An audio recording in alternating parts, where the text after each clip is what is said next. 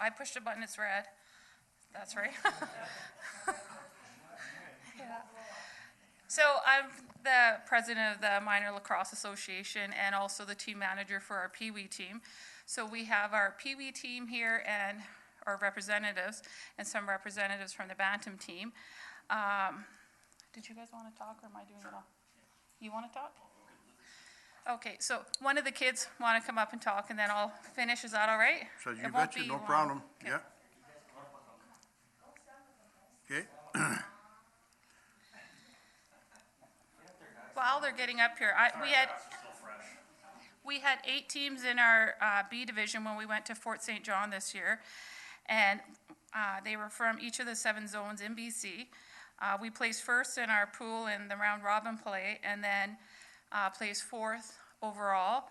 And we had 20 players with their parents attend to Fort St. John, and it was quite a ride to get back home because we had to take the detour because of the fires, right? So it tells us when fire season started. Now, this is our captain, Lucas Schmidt, who would like to talk. Thank you. Go ahead. On behalf of our team, I'd like to say thank you for helping us get to provincials. We had a great time there. I think everyone enjoyed it, and it was really fun. Thank you. Thank you. They prepared cards for everyone. The other thing that I wanted to say, and I'll let Dave come up and talk on behalf of the Bantam team, but as the association, by going up there, because I had heard Mr. Christopherson say, well, would we ever have the provincials here? And by going up there, it's something that Fort St. John was in their 3rd season, and they hosted provincials. So that kind of tells me that maybe we could do it. And, you know, because it's all about me and my kid. So it'll be Bantam and Midget that we're looking at in the next few years. So we'll have to look at getting more referees and just in our own association. And that's it. Do you want to bring up the cards? You can go hand them out. Then hand these out. You got to open them up and look at them. Dave, do you want to say anything? So I'm here on behalf of the Bantam team. We also went to provincials in Nanaimo, great time. 8 teams as well. I went with 12 players, 11 players, a very short bench, and we weren't as successful, but boy, I'll tell you, the kids had a blast. We had a great time. I grew up in Parksville, so I got to show them all my old haunts, and the kids showed, really put on their best foot forward as far as Maritonios. And it was good, and I do hope that somebody was talking about it, I hope that we do take on the challenge of hosting provincials. I think that we definitely could do a heck of a job. Thank you for the support too, by the way. With that ferry cost, it helped. Yeah. And then one last thing, just to let you know, we did do some fundraising. We had a gas raffle, and then we did bottle drives, which the kids did a pretty good job on. I've learned a big lesson on that. Always remove my lids from my bottles before I throw them in recycling. So, yeah. So thank you again very much. We really appreciate the $6,000 that came to the association. So, thank you. Thank you very much. Way to go, buddy. You look like a tough lacrosse player, too. Rose, on behalf of City Council, we want to thank you and Peter and all of you, Jody, the whole works of you that are volunteers, and the hard work that you put in to be with these guys, Amy and whatnot. We know that none of this would be successful without volunteers like yourself. So we want to thank you for all you've done. And if you can get the provincials here, we'll do everything we can to help you. So take care, everybody. Thank you, and God bless you. You did a great job. Thank you very much. Have a good evening. Thank you. We can leave? Yeah, you can if you want. Oh, hold it, whoa, hold it, Rose, hold it, sorry. No, come on back for a minute. No, come on back. Councillor Baker. Thank you, Worship. I just wanted to say a couple things that I really harp on all the time when we give money out is that we never hear back, very rarely, from the people that are recipients. And I'm always asking, what are you doing to help yourselves? Bottle drives, car washes. So thank you very much for tonight, bringing everybody out, coaches, players, yourself. This is exactly what I look for when you come to ask council for money or for any support at all. So thank you very much. Thank you. Councillor Getz. Yeah, I just want to say thank you very much. Nice touch with the cards. The cards are beautiful. You guys did, it's like one of those little rubber stamp things. They're like, yeah. No, I made it myself. That's what I'm saying. You did a great job. No, they look really good. And the picture of the boys is going to sit right here underneath my thing so I can see it all the time. So I echo what Councillor Baker said. It's nice to see a thank you and an appreciation. And thank you for representing us there and doing as well as you did. And yeah, hopefully we get the provincials. It'll be great. So thank you for all your hard work, all you adults and all you kids. I know how hard it is to speak in public. So thank you very much. Thank you. Anybody else? Councillor Christopherson. Don't touch it. I know. I have problems with these red buttons things. No, I echo what both councillors said, that it's so good to hear back. And Merritt always seems to send such wonderful representatives out to these various things. They're just great ambassadors for the city of Merritt. So thank you very much. And I hope that we do get to host some provincial Yes, things. me So, too. good luck with that one. Thank you. Thank you. Great. Now, if you want to Now run, I you can can go. run, Rose. Yes, that's right. Thank you very much. Thank you.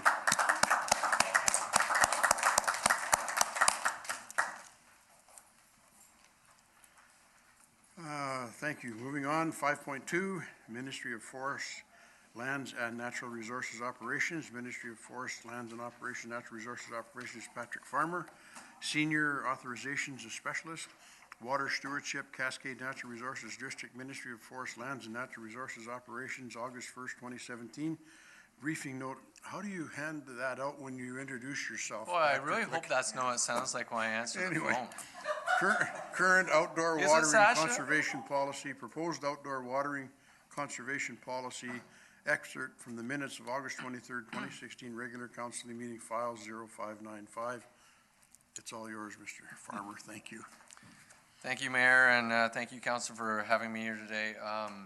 This is somewhat of a follow-up, but I hope that this is not a regular thing in the sense that I'm not always coming to talk about drought, but I hope it's a regular thing in the sense of good, clear communication going between the City of Merritt and our ministries. So that's part of the reason why I'm here tonight. I want to give the City of Merritt an update on where we're at with drought this year. I wouldn't say that it caught us off guard. Last year it definitely did, in the sense that we had a pretty good, everything was looking pretty good there, and then all of a sudden, you know, the wheels fell off the wagon and we ran out of water. But this year we had a great snowpack, so everyone was pretty positive. We had more water than we knew what to do with all the flooding, which a lot of folks are well aware about. But then things dried out, and things dried out fast, and they're still drying. And we've had very dry 90 days and an extremely dry 60 days, which has kind of put us back in that drought level. Right now, the cold water is at drought level 2, but it's on the cusp of being drought level 3. The province has some very strict standards on what has to happen before we move a watershed to the next drought level. The cold water is there from a precipitation standpoint, but it's not from a flow standpoint. But having said that, as of today, the flows are about 7.5% of the mean annual discharge, which is still very low. To give you some idea, it's when I was talking to Department of Fisheries and Oceans, the Coldwater River is so low that salmon that are in the Nicola won't be able to make it through the cold water. There's just not enough water for passage. So they're going to need a rain event or something to help them migrate through. But when we're worried about the cold water, it's not just salmon that we're talking about. We're also talking about rearing fish. Just the fish that live there call it home all the time. So there's a couple different things that we're worried about. Everyone knows the fire hazard is extreme. That I think goes without saying. The smoke is a telltale sign of that. And then water temperatures are quite high. Not as high as they could be, just because I think the smoke is actually helping us in a roundabout way. We're not getting that sun beating down on us as much as we would. But having said that, the temperature is still really high. My staff doing records last week were seeing 24 degrees Celsius, which is bad news for fish. But So the forecast going forward, it's much the same. We're expecting pretty dry conditions. There is a bit of rain out in the horizon, but as we've been talking about at our office, that rain seems to always just be out in the horizon, and we haven't seen it actually come. But I'm optimistic that hopefully we will get a little bit. But the cold water is a flashy system, like I said a year ago, and so we'll get rain, and as fast as it comes, it will go, and you'll see it come through the system, and then it will disappear. And we just don't have storage in that watershed to kind of hold it and release it slowly like we do in the Nicholas. So we do expect a bit of rain, but we expect that conditions are going to worsen as we get deeper into summer here. The river is expected to continue to drop. Our forecasts show that by August 15th, which is just over a week away, we could be at drought level 4, and we're not even at drought level 3 yet. And that's just kind of the nature of that stream. Is it just gets there in a hurry.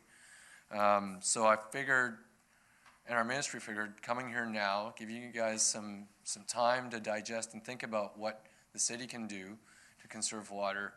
Do it now versus when we're panicked. So we're not there yet, but we're getting there. So our request is a voluntary reduction of 30% of water use. That request will be going out to all water users within the cold water. So all water license holders as well as water users. And so what I'm meaning is some folks are on wells and some are on surface water, and folks that are on wells, they may not have a license yet. And so even those folks are covered by this voluntary ask. And that's what we're doing effective basically tomorrow is when the letters will be going out. And then tonight I was just taking advantage of a earlier council meeting to get in front of you folks. If you remember back to last year when we asked for a 30% reduction, the city responded by shutting off park irrigation and then reducing lawn watering to 2 days a week. As I've told Sasha, it's not our business to tell you guys what to do. It's just that's what we're looking for is a 30% reduction of some sort. How you guys do that, that's up to you. And yeah, that's pretty much it. Thank you, Mr. Farmer. We passed a motion last year that we would automatically go to the different levels that you've talked about this evening.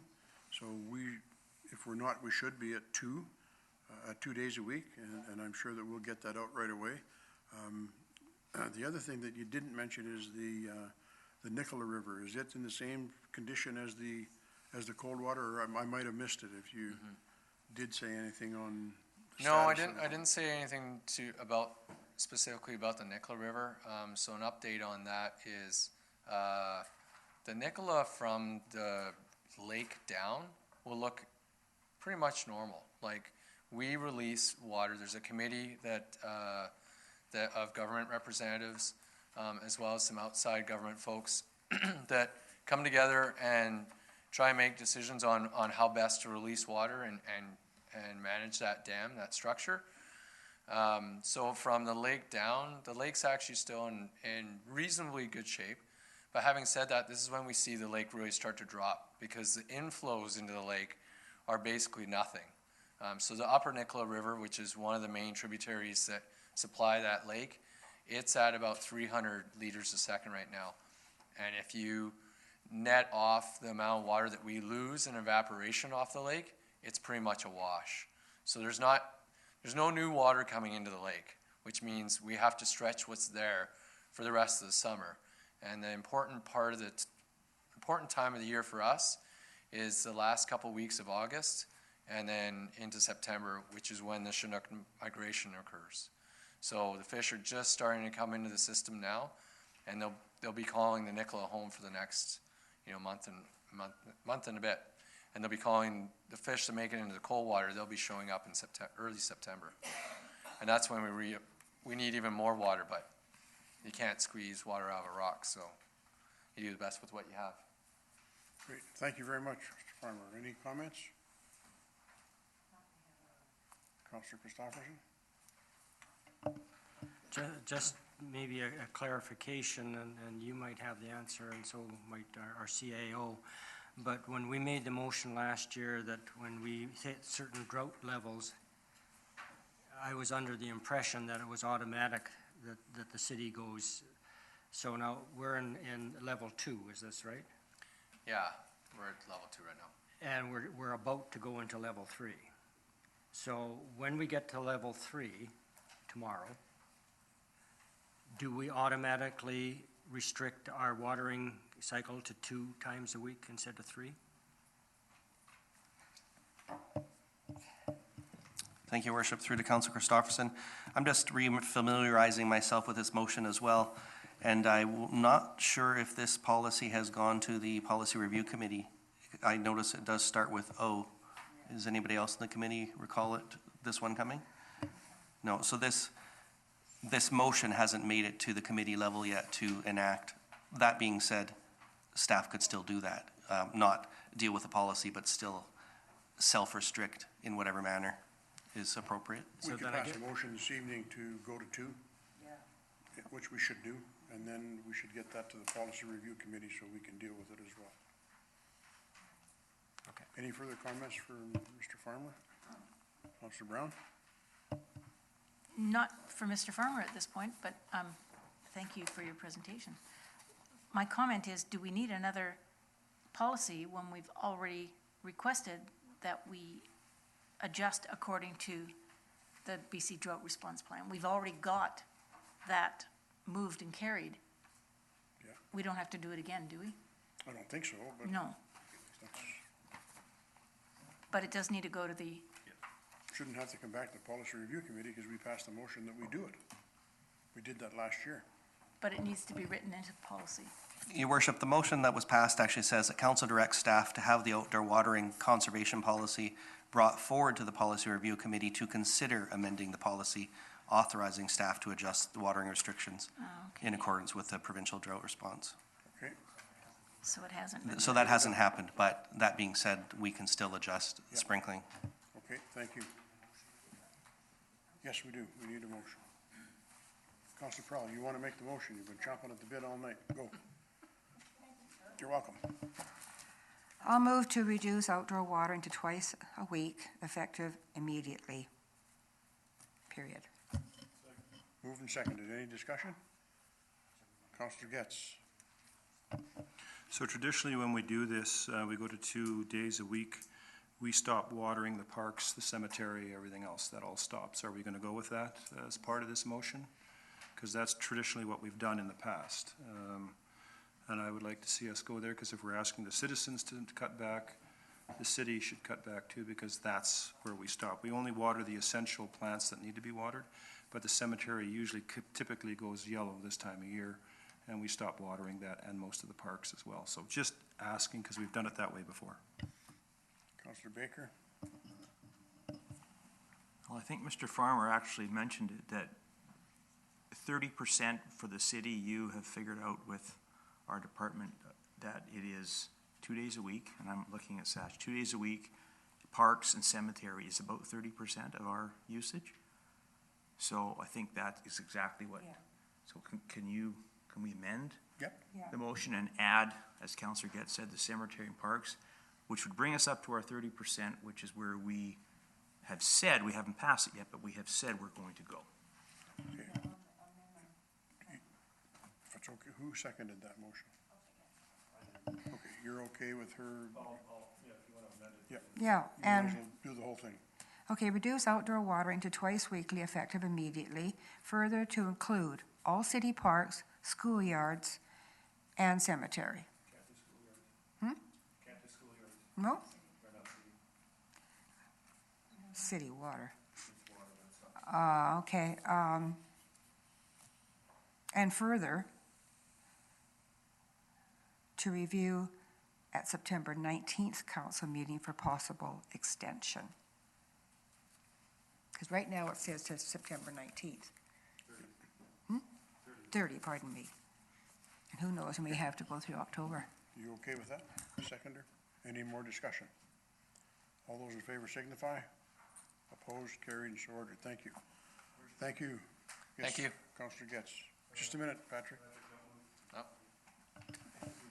Councillor Prowl brings up a good item on the schools. Have you had this conversation with them and their fields as well? Because I have to be honest, I live beside a field that gets watered every single night for 4 hours, every night, 7 days a week. So I'm wondering if you had this conversation with them as well, because they need to do their due diligence as well. Because like I say, the field beside me gets watered 7 days a week. So I agree with that. I guess the quick answer is no. That's because they don't hold a water license. The water license is held by the City of Merritt, and then the water is supplied, by the sounds of it, through the City of Merritt system. And so I don't know how I can come here and request you guys to cut back by 30% of your own system, your own license, but you can't control water that you purvey to a third party. So it's a bit foggy for me, to be honest. It's okay, Mr. Farmer, it's not for me. If it's our water, then we'll phone them and tell them to smarten up. That's our job, not yours. We'll take care of that. Thank you. Good question, Councillor Getz. It's our water. We need to contact them. And we will, Mr. Bolden.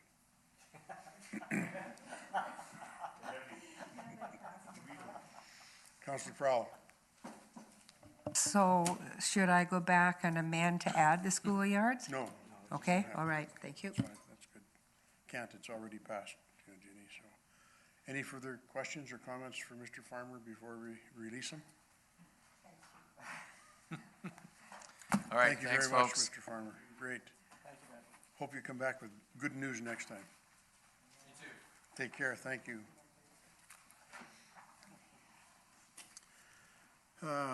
Number 6, unfinished business, 6.1, fire hall expansion project and borrowing process. The Director of Finance and AT, August 3rd, 2017, report file 3900. Recommendation that council direct staff to prepare a bylaw authorizing borrowing of up to $2,209,000 over a period not exceeding 25 years for the fire hall expansion, with the intent to go on an alternative approval process for elector approval. Moved and seconded. Any discussion? Councilor Brown. First and foremost, I'm for building the new fire hall. However, I think to put the entire amount in borrowing doesn't make sense to me when we do have huge reserves that are also taxpayer funded. And there's a couple of questions that I have in terms of the taxpayers' increased amount that you're looking at. We're looking at 2%. Is that over 25 years? And it would be higher or lesser if we went earlier? It would be higher. Ms. Thiessen? Through your worship to Councillor Brown, if we went lesser, like a shorter A term, lesser amortization. it would be higher. Okay. Higher over the term. And are we talking, It's 2% of the current revenue.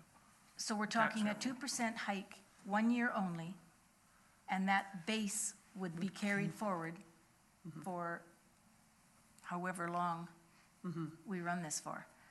And yet we have still a lot of taxpayer dollars sitting in reserves, and non-designated reserves amount to about how much?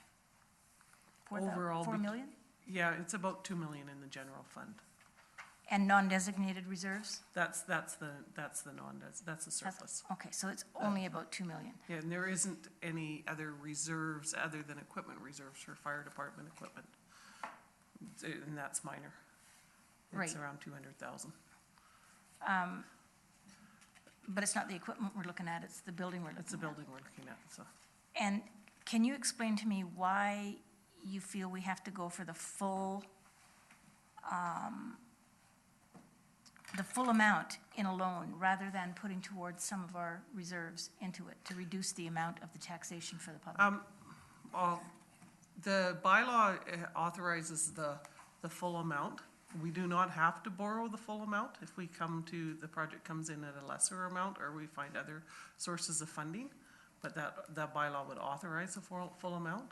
We can borrow less if we Okay. want to at the time.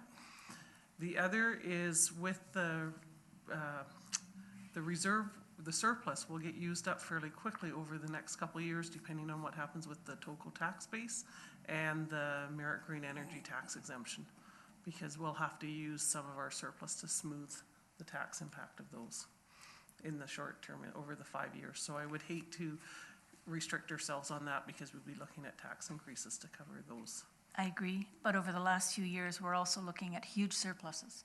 And huge surpluses, because I don't know whether it's because we budget more than we can actually get done, and we keep turning those dollars over year after year after year, and they become surplus. They're designated, so they just roll over. On the other hand, every year, we go after the taxpayer for increases when we have these huge surpluses. And it just doesn't make sense to me. And if we can mitigate this in some manner by utilizing some of our surpluses, and I don't mean to deplete them, Yeah. but, Yes, I understand. The opportunity would be available for council at the end of the year, when we know what our surplus is, to designate some of that to go towards this project, and we would borrow less. Okay. There is that opportunity. But when we go out for electoral approval, we should get the approval for the whole amount. okay. And I didn't realize that's the way we did it. I thought we would have went out for the amount after, No, only the amount we need to borrow. So because we you actually- can't start the project until you know that you've got the funding for the full project, so Okay, guarantee.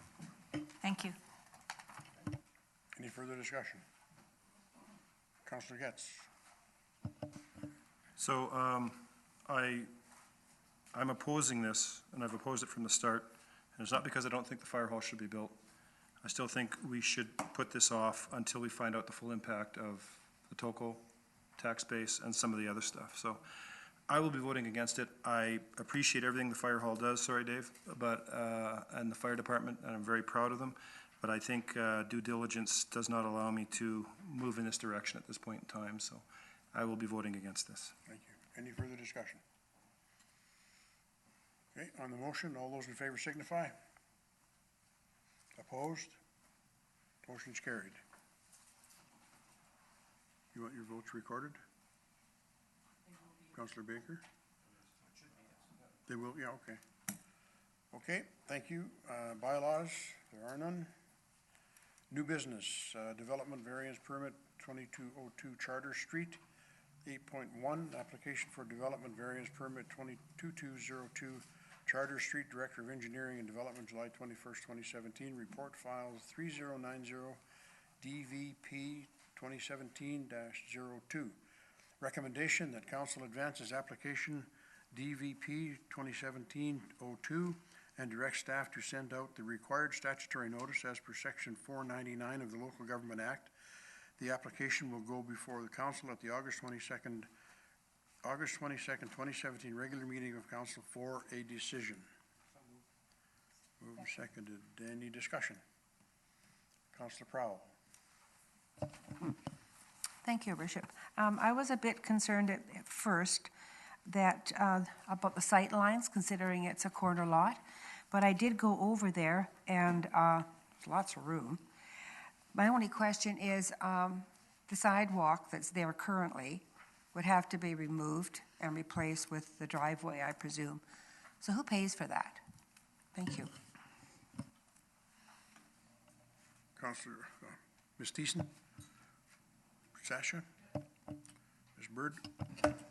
Thank you, Your Worship, through to Councillor Prowell. Their entrance is actually on Charter Street, so it would remain on Charter Street. It wouldn't actually be off of Mammoth, so sidewalk wouldn't need to be removed. Councillor Baker? Thank you, Worship.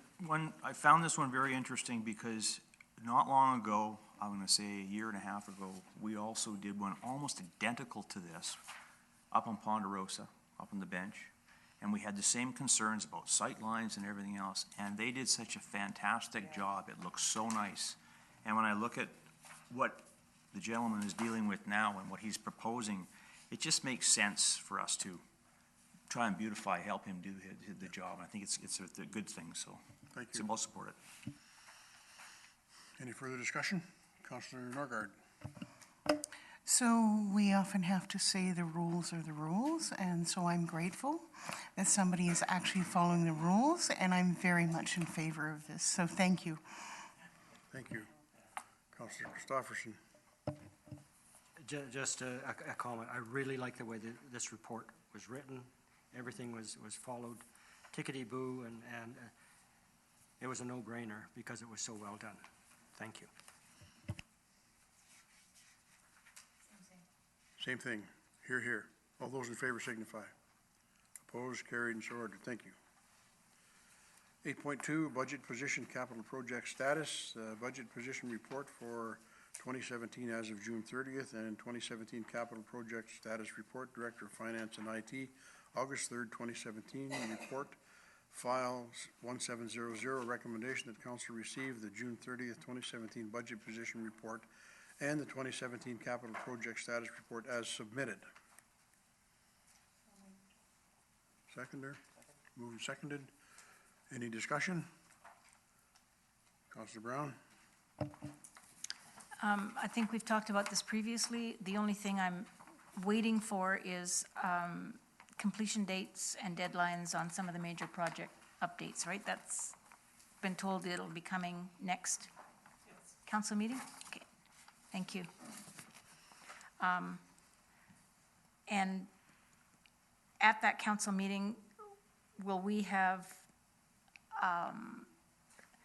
the financial plan balance, the number, the 5.9 million? Will you be able to give us a better indication of what our surplus would look like at that point, or is that too soon to tell at this point? Station? Your worship, through to Councillor Brown. I think I indicated that that would probably be at the October meeting because we'd have a full 3 quarters. Okay, fair enough. Thank you. Any further discussion? Councilor Prowl? I just have one small question. Oh, you did hit it again. I accidentally bumped the other button. I don't understand, I don't get the Vote Street turn lane. Will somebody please explain that to me? Is it off Vote onto Nicola, off Nicola onto Vote? I'm not sure what we're talking about there. Page 35, no, 30, yeah. Ms. Bird? 36, sorry. Thank you, Your Worship, through to Councillor Prowl. That is a project that we actually put out as part of the Nickel Avenue medians, and it came in a little bit too high, so we didn't move forward with it. We actually re-tendered it this year, and the tender that we received was again considerably high.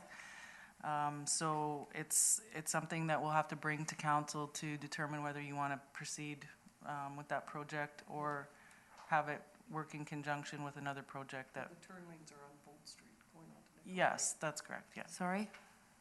The turn lanes are off of Vote Street going Off on to Vote. Nicola. And we Yeah. have enough room to do that? Yep, yes, we do. Really? Thank you. Thank you. Any further discussion? All those in favor signify. Opposed, carried, and so ordered. Thank you. Any notices of motion? Reports from council. Councilor Brown. Think, what have I done in the last few weeks? I don't recall doing much of anything in the last few weeks. It's since the last meeting, but can I have somebody else take this over? Because I'm unsure at this point. Well, let's see now. I am totally blank. I'm going to pick on Councilor Baker. Go to the other side. Your Worship. Well, as usual, I'm going to report on gas prices.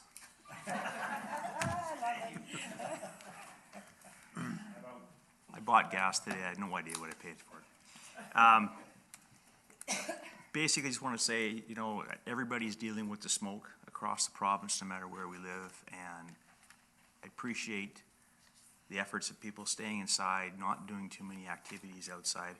I also wanted to say, and we talked about it at last meeting, about the big thanks to our emergency services, whether it be the fire department sending our guys out, the police sending our members out, whatever helping hands I mentioned to council earlier, just before Clinton went on to evacuation, actually, it was about a day or two before, when I drove through there was 2 engines, I believe, from Delta and 2 engines from somewhere else down the coast.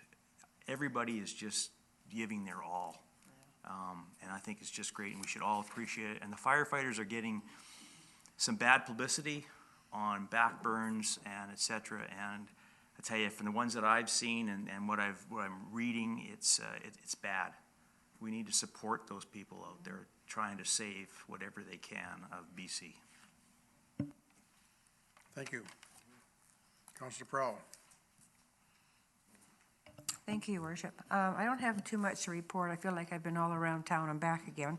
I'm kind of preoccupied with the heat and with the smoke and some possible sparks. Cats. 2 + 1. So I'm kind of wondering about the status of Claybanks RV Park, because there's nothing that says it's a park. And there's an awful lot of cigarette butts lying around. So that's one of my concerns. I do go down to Claybanks every 3 days to clean up and check. It says RV park overflow, but it doesn't say it's a park. So I just kind of wondered around about the status of the park, of the area. There's a large group of visitors, around 50, that have been coming to Merritt for the last 10 years and stay for weeks. Some of them are at Claybanks, some of them are across the road, some down. Anyway, they're parked all over the place. They stay here for ages, and they love the Western music and the hospitality provided by the community. They are a hoot. They really are a bunch of great people.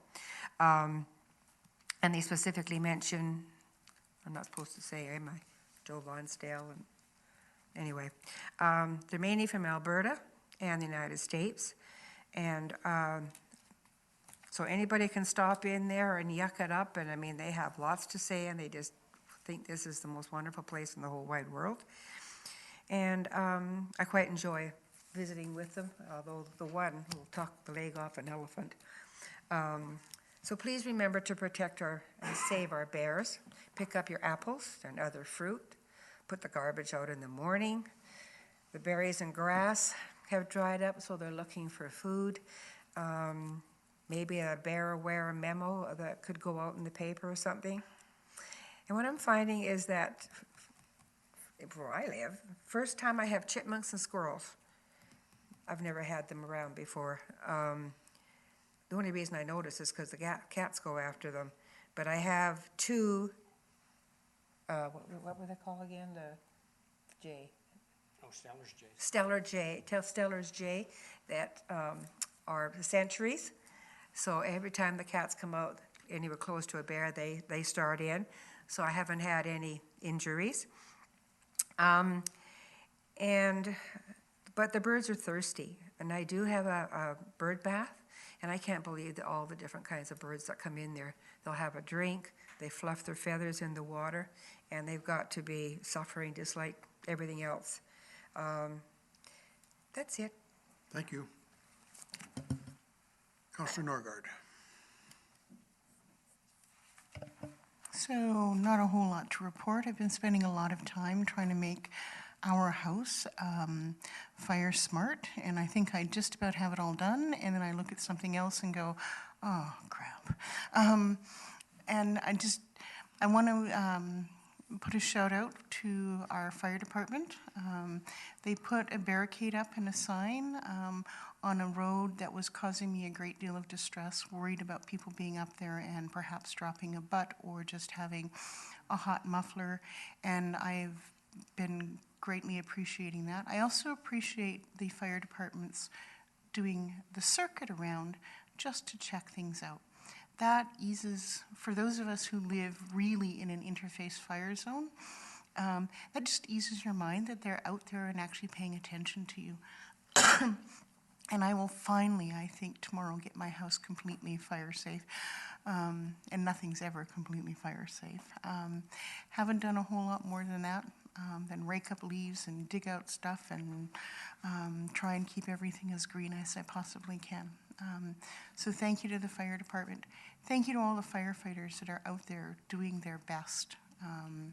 And everybody gets to be, a couch quarterback and second guess what people are doing. But when you're in there and you're doing the best you can, I just think we need to be grateful that they're there and doing that. I have family who have had the fire in their driveway, and they're not saying anything negative about the firefighters that have been out there for them. So grateful to all of them. Cookstrom. Thank you. Councillor Christopherson. Well, I echo the comments that both Councillor Norgard and Baker made regarding the fire department. It is much appreciated, and like you say, for those of us that live right beside the forest, and it's pretty tinder dry, really appreciate the fact that most people are paying attention to not going out into the woods with their ATVs and so on. It's I don't know how the word has gone out so well, but it's much appreciated because it's so tinder dry. So I echo those comments. I took Councillor Getz up on one of his suggestions from the last meeting and went downtown and looked at the new businesses, and it's really nice to see some new businesses come in. I also stopped over at the concession today and doing up quite a roaring business. They would still like to have some tables if we can get them somehow. Not waiting for the 2018 budget to go through and because those tables will be nice, but we need something over there now just to let people know that we care, that I'm delighted that our concession is actually being used and well used, apparently. So other than that, I've been running around doing my own thing out at Shuswap Lake and breathing smoke like everybody else, so not too much in the way of council business. Thank you.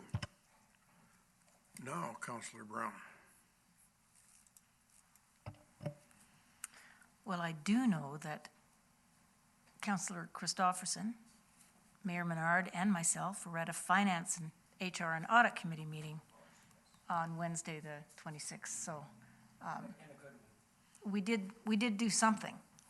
I also attended my book club, which I usually do. Now, I'm also on the Board of Deacons at a church, and we're looking at a pastoral search and doing interviews for that, and it's time-consuming, as you're well aware. We're also doing a constitutional review, so it's keeping me busy, but not busy with council. And I also walk my dog up along that road behind Councillor Christopherson's house. And as I've taken my dog along that road, we used to go on the path until the signs went up. But now we go on the road, but we can still look for squirrels because there's an awful lot of them there, more so than normally. But yeah, there was somebody on the trail the other day that I mentioned to her, you're not supposed to be on there. And she said, yeah, I know, the chief just drove by and told me to get off it. But she said, I'm still on it. Anyways. Yeah. Well, I can get her dog, what the dog looks like, but I don't know her name. Anyways, that's the little that I've done this last few weeks. Thank you. Councillor Getz. Today's my first day back from 2 weeks of vacation, so I basically was a vegetable for 14 days, and it was great. Start with the Merit, or the gas buddy prices. Merit today, $1.10.9. Kelowna, $1.17.6. Vernon, $1.17.9. Kamloops, 101.9. Vancouver, 133.5. And Prince George, 102.9. So we are actually quite a bit lower than Kelowna and Vernon. And thank you to the gas stations for not raising the price through the long weekend with all the people in town for the festival, so that was really nice. World oil today, 49.5. Last time it was 48.37. So not a huge raise in prices there. Street mall, walked through the street mall, saw Will there, and he was busy looking like a cowboy, handing out stuff. I heard a lot of great things. I didn't hear anything negative. And just basically like I say, I haven't done a lot except personal stuff, and that's it. Thank you. On Wednesday, the 26th, we had the Finance Committee meeting, which what's already been mentioned.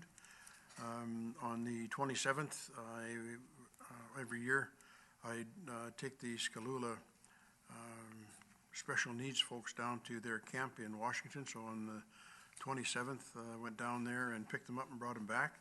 And it's the first time in years where our border, were not very nice. I was the most upset that 5 guards could treat people that were with the different abilities that they had, the way we were treated at the border on the way back. So it wasn't a fun return trip. The clients were somewhat upset with having to deal with guys with firearms and everything else, and their attitude towards them was completely and totally disrespectful and unacceptable as far as I was concerned. I was not proud of our border guards on that particular day, and it wasn't a busy day. We were maybe in the lineup for half an hour. On Friday the 28th, one of our good citizens in town here, Beth Nadeau, who's been here for years and has an accounting organization and a safety, what do they call it for, for construction, the flagging company? Yeah. Anyway, Beth was named to the Hockey Hall of Fame and awarded an award that night for her contribution to junior hockey and hockey in general in the province of British Columbia, and very well deserved. She had absolutely no idea that it was being done. It took a lot of hard work and secrecy to get her there. We were sitting at the table and she had her back to the screens, and they were talking and they announced and they mentioned her name, and she looked over at the mic and I poked her and I said, Beth, look up on the screens. So she turned around and she looked, and honest to God, her eyes got that big because she was looking at herself on the screen. Brian Barrett presented her with the award.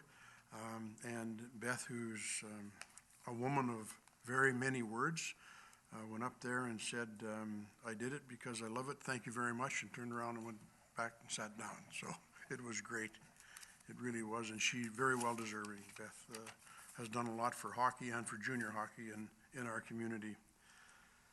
Rodeo Association meeting on Monday night, I went to it. They asked me to attend, and they're getting ready for the rodeo. They're getting some good stuff going, and we're participating in a couple of things.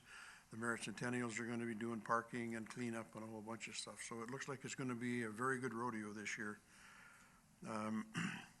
A drop in on Wednesday, not a lot, but there was a lot on the phone, and the folks that I did meet with, we had some really good long discussions about a number of things. So it was a good day. I enjoyed it very much, and I enjoy having people come in and talk about their concerns for our city, and most of them come in with some very, very good concerns, and a lot of them come with some suggested solutions to the problems too. So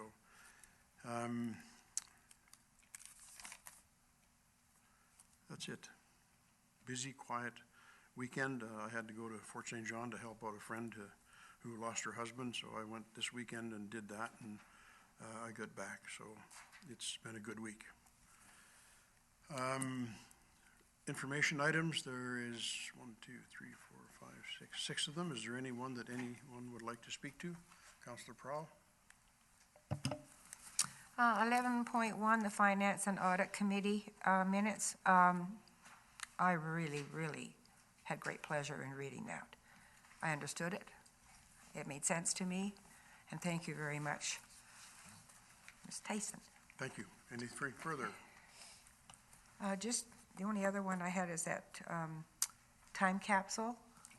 Is anybody going to do that, or what's that? Yeah, we got a truckload of stuff that Sean's bringing over on next meeting and dumping it right in front of, yes. Very good. Councillor Christoffers. Yes, the report on the webinar concerning revitalizing the downtown core. I missed the first meeting, but I was able to bring it up on the internet. I sent a note out to council about it. Really, really interesting information on it. The next meeting, I think, is August the 18th, 16th? August the 16th, and 8:30 to 10 o'clock in the City Hall Community Room. And judging from what I saw on the first video, it's well worth going to, because it certainly had some really interesting ideas of how a community can kind of reassess it, well, not so much reassess itself, but build on its strengths and maybe think outside of the box a little bit. And one of the communities they showed was Revelstoke. And I didn't quite grow up in Revelstoke, but my, what a difference in Revelstoke now. It's almost like a brand-new city. And they haven't changed their character, but they've kept their character, but they've also reinvented how to bring people downtown. So I would really urge anybody that can go to this webinar, especially if there's businesses downtown that you happen to have a connection with, to mention it to them. The first one was very interesting, and I have high hopes for the second one, and thanks to Will for making these available. They're well worth looking at. End of speech. Chet. Anyway, any further discussion on any of the items for information? Hearing none, our meeting is terminated. Thank you, everyone. Have a good evening.